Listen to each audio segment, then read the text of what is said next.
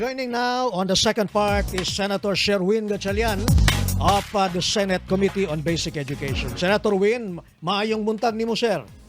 Maayong buntag sa inyong tanan. Magandang umaga, June. Good morning sa ating mga listeners. Yes, sir. Sir, some key points lang, sir, na gusto ko naming ma-update po.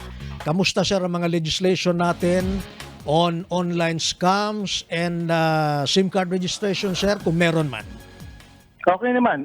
Pinapatupad na ngayon yung online yung SIM card registration. Opo. At sa ngayon may mga almost 70% na. No? Pero nasabi ko nga, hindi yan magiging 100% dahil nga 110 million ang prepaid Subscribers. SIM card. Oo. So ibig sabihin pati sanggol may prepaid SIM card. Hala. So wag na natin asahan na maging 100% yan kasi maraming mga kababayan natin doble-doble ang prepaid SIM card. Okay. Sir, online scams, nakalatag na ba, sir, yung mekanismo para protektado tayo dyan, sir? Meron na, napasa na yung Financial Consumer Protection Act para maprotektahan yung mga financial consumers natin. Ibig sabihin, ito yung mga consumers na umuutang, bumibili ng gamit using loans. Marami na kasi ngayon mga e-wallets kaya kailangan maprotektahan rin sila, parang bank account na rin yan. Okay. So minomonitor namin yung mga online scam na pinapadala dito sa amin sa Senado. Marami nagsusumbong sa akin, June. Yes, sir. Kaya minomonitor namin, iimbestigahan namin at i-pressure namin ang otoridad para mahuli ito. Okay. The last another point, sir. The last we heard was that i-pilot test by 2024 ang K-10. Anong mga reforma, sir, ang nasusog natin, sir?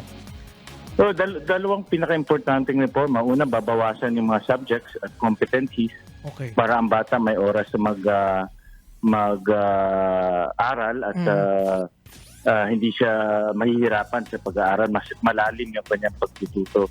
At magko-concentrate sa math and reading pagdating sa kindergarten to grade 3. So ito yung dalawang importanteng reforma na nakapaloob sa bagong curriculum. So yung K-12, sir, klaro ko lang, sir, ay mananatili pa rin?